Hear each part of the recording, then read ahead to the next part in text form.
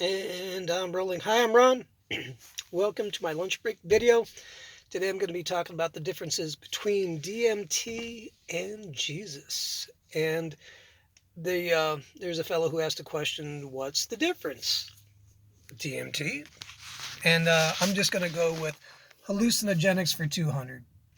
And I think most people who've done hallucinogenics can agree with that.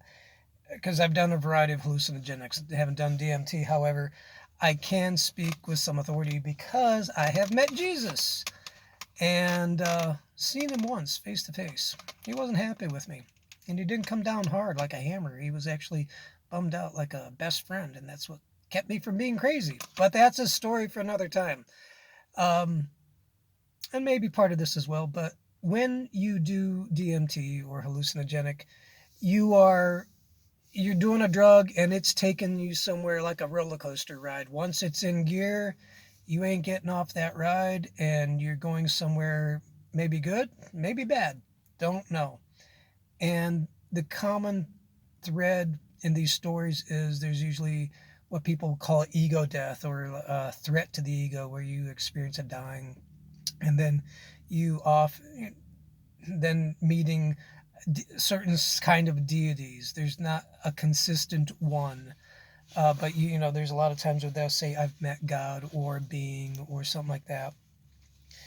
And then once the drug experience is done, there can be some revelation of sort, but a lot of it gets lost. It seems like it just because I experience it for myself. You have some sort of insight and you have it for a while and then it kind of dissipates. It you lose it. So, and yes, you can meet spiritual entities out there. There are people out there who know there's good and evil. A lot of people, you know, the upside of some of this is like they're hardcore, mean spirited atheists and they're like, there's a God or there's something out there. I'm like, all right, fine. Didn't want you to find out that way, but okay, we can work with that. So, with the difference between the hallucinogenics and Jesus, this is my experience, and this is also in the Word, the Bible. Jesus is a living spirit.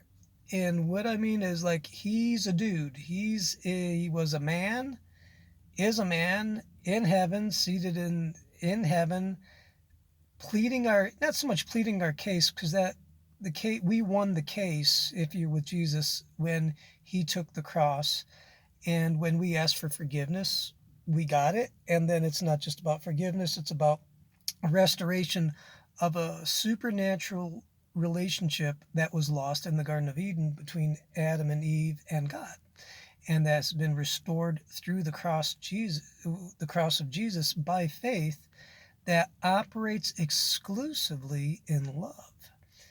And the whole ego death thing with DMT, that's a lie. Your ego never dies. There is no dissipation of the ego. It's not like a drop of water that goes back into the ocean, the great oneness.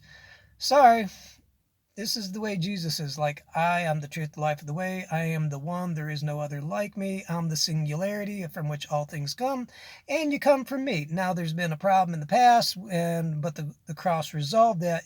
And if you want me, you got me. Now, whoever you are, that's who you're going to stay. Now, if you're with Jesus, by his love, he'll change us and transform us into his image so that we are perfect in his eyes, that we are made into what we become, and he's perfect, so we become perfect and we get into our original state and value, and that what was again lost in the Garden of Eden is restored so that we are in our perfect condition. It's like when they take an old beat up house or car and they turn it back to brand new. Ta-da! With DMT, LSD, ayahuasca, all the other things, you'll have an encounter, but it will not restore you to the original value with God. And that's it in a nutshell. You can have some incredible encounters, but what I've seen, and this is, I'm searched the world over and all the videos and all the other theologies, with Jesus, there is a thread of love that interacts within our heart. It's the love of God shed abroad in our hearts that leads us to change our minds from being crazy to good. Now, you can have an encounter maybe lovingly while you're on drugs, but it's not going to lead you towards Jesus or to a perpetual change towards good.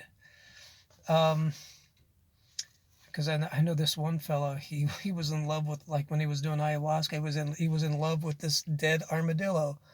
Oh my gosh, what Christian Padron, I think, or he does Love RD1. That's his channel. He's cracks me up, his testimony. So yeah, he was in love with a dead armadillo. I'm like, Satan will cause you to have emotions, but he'll trigger them for the wrong reasons. Like when I was back in the world, I used to sin like crazy.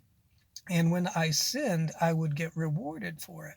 Satan, but it was also leading to my destruction. So Satan will reward you for destructive behavior so that you die. Jesus will reward you for righteous behavior so that you live. There's the difference. One's going to lead you to death because Satan lost, and he's trying to drag all of us because we're God's possible kids. We're invited to it. And Satan's a sore loser, and he wants to take all God's kids, as many as he can, to his judgment. That's the bad news. So that's the difference between the DMT and Jesus. With Jesus, there is a living, interactive relationship by one living spirit, and there is a communication that occurs in our hearts and in our minds, and sometimes even outside our bodies, so you can actually talk with them. These other spirits from these other drugs, they're not going to do that to you. They're going to mess you up. So that's the difference. There's another fellow who also asked about fasting. Now, he said when you do 40 days of fasting, and here's the thing, in the comments it was 40 days of fasting without sleep, and it's like, no, you sleep. The most you ever go without water or sleep is 3 days, period. And when you're fasting, you always drink water, you always sleep. It doesn't cause hallucinations, the fasting. It is denying your carnal needs, your physical needs, not to your destruction. It's more like, God, I'm denying myself so that and somehow I'm offering up to you to get closer to you. Not that God is demanding us to jump through these hoops to get closer to him. It's just that when we're weak and out of whack, it helps get us in line and closer to him. So that was the secondary question that I wanted to ask. Or answer. So there's the difference between DMT and Jesus, the encounters you can have with them. I'm like big wave off no on DMT, sorry. You want to have an amazing encounter? By faith, just ask Jesus into your life and start talking with him. When he shows up, he's more enjoyable than any drug encounter you can have because you're having it when you're lucid, and it's more profound because you're sober and it's real and it doesn't leave you, and you can have it while you're doing the dishes or driving your car or at work or with friends. It's a good time. And that's about it for me. I'm going to get back to work. Got questions, hit me up. Got answers, play nice, but hit me up, and we'll talk to you next time. See you, bye.